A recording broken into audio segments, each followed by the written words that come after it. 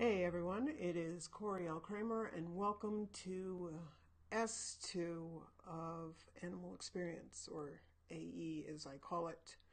I am super excited to be starting the season again.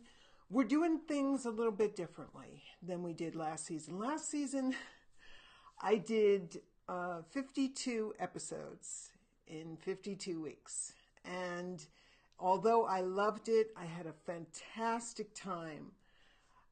It was a little much.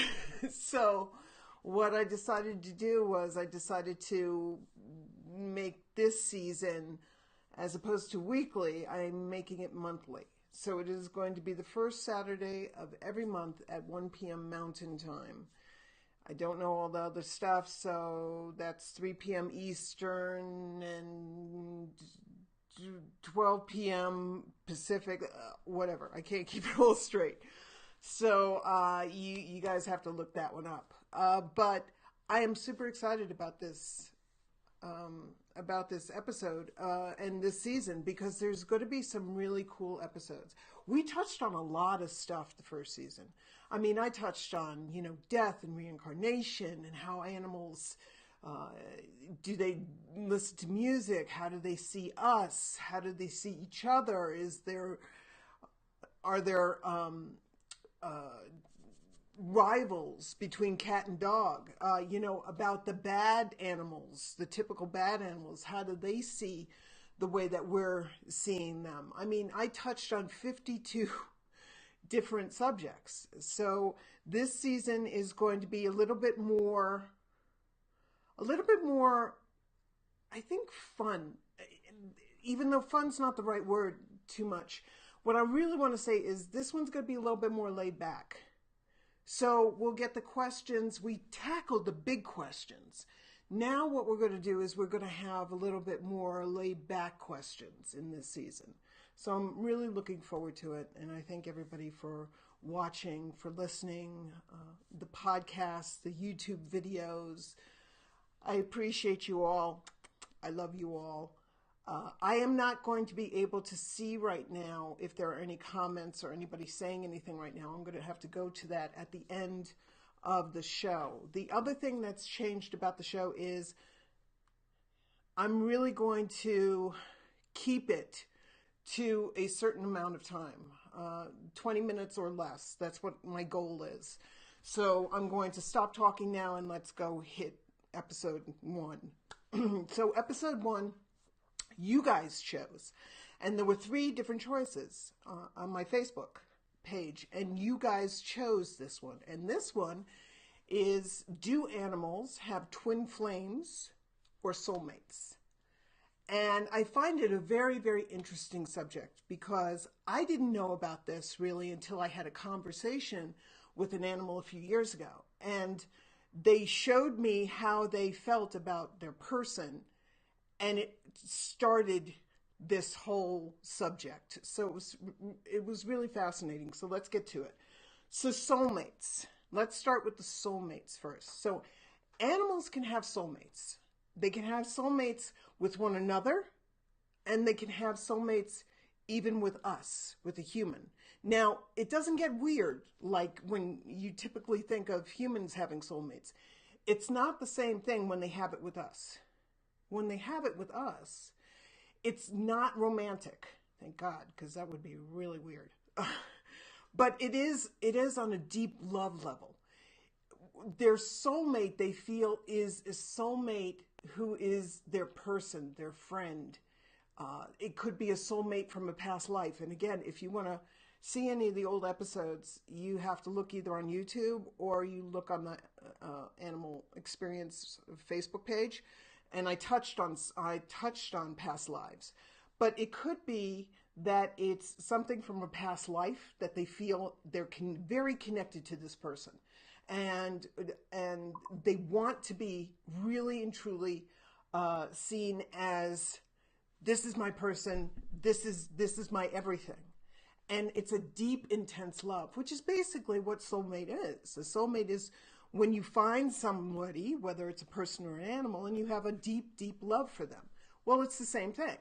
It's the same thing. So doesn't have to be the romantic stuff in it.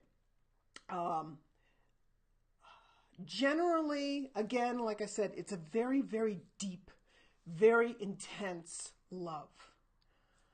And there's this instant connection. People usually describe it as, I saw this animal and immediately this animal became my heart animal.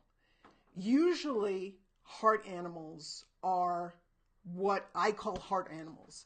A heart animal is, we love all of our animals, absolutely.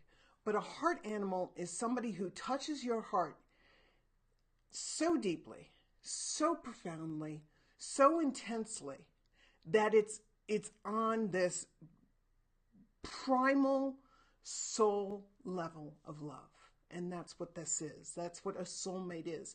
PC, my cat, who I talked about in a previous episode, PC, which stood for perfect cat, because she was perfect to me. She was perfect. She was my soulmate. She was my buddy, my pal, my soul sister. She was my intense cat, that the intense animal that I had in my life. And then I have had a few of them. If you're lucky, you have a few. If you're not lucky, then, you know, or if not, if you're lucky, you get at least one. But it's an intense, really from the jump, relationship with an animal. So that's what a soulmate is.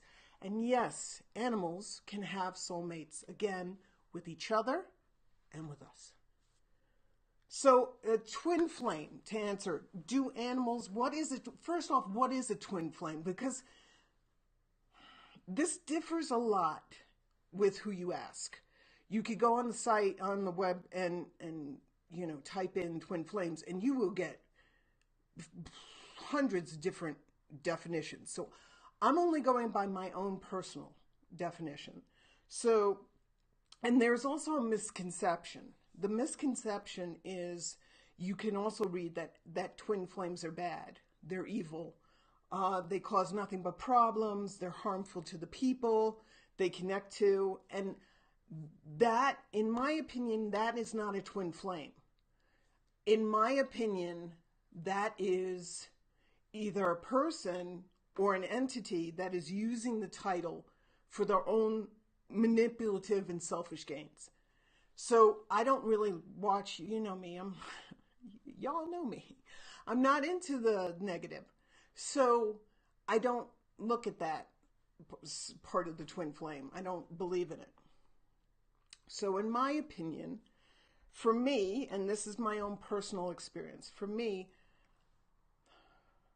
a twin flame is a being who is with you, either metaphysically or physically. And I will go more into the what a metaphysical relationship is with a twin flame in a second. I'll explain that in my own personal situation. But what a twin flame is that it's a person or a being, whether that is a human or an animal or a humanoid, and their purpose is to basically help you to grow, to change, to expand, to transform, to become more, to get to the next phase of who you're being called to be and who the universe is calling you to be, if that makes sense. Okay? So what that also means is that more than likely, a twin flame is like a mirror for you. And what I mean by a mirror is they're mirroring things that you need to change within yourself. So that's why they're twins, because they're mirroring you. So what they're doing is they're putting a spotlight and showing you what you need to change in you. And that can be hard. That could be difficult to having to deal with somebody like that. It can be very, very intense. But it's not always an easy relationship. And I think that's where the evil part of it came in. I think people who wanted a twin flame, but had no idea of what a twin flame was. And then they got the twin flame and they put such pressure on them to change to grow, to expand, that what happened was that they started to, it became very painful to them, and they didn't want to grow. They didn't want to change, and they started rebelling. And they called it evil or bad or something like that there. So that's where I think the bad part of the twin flame comes in. Because let's face it, having somebody mirror what you need to change in you a lot, it ain't easy. It's not. It's not. It can be raw. It can be frustrating. It can be painful. It can be a lot of these things. Yes, it can be wonderful. Yes, it can be transformative. But it could also, be truly, it's like giving birth almost. I mean, I've never given birth, but it's this intensity of tearing you and ripping you open and putting you back together again so you could change. If you are, of course, ready to change, if you embrace change, then you're probably going to have an easier time of it. But if you're not, it's going to cause some problems. So let me give you some examples so you understand the metaphysical and the physical. The metaphysical part of it, for me personally, was my twin flame, Aaron, or is. He's still around, even though we don't have a constant relationship right now.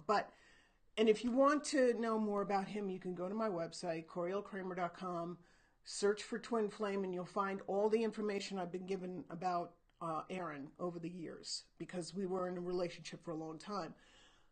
What that was, and I know this sounds crazy to people, but here we go.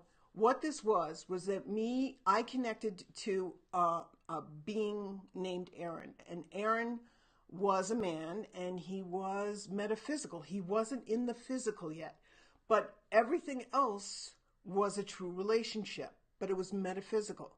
So in meditations, I would connect to him. During sleep and dreams, I would connect to him. When I astral traveled, I would connect to him, and we would be together, and we would have this relationship. And of course, it's not all just about the sex. There was intensity there. There was traveling and seeing things and having a relationship with this person.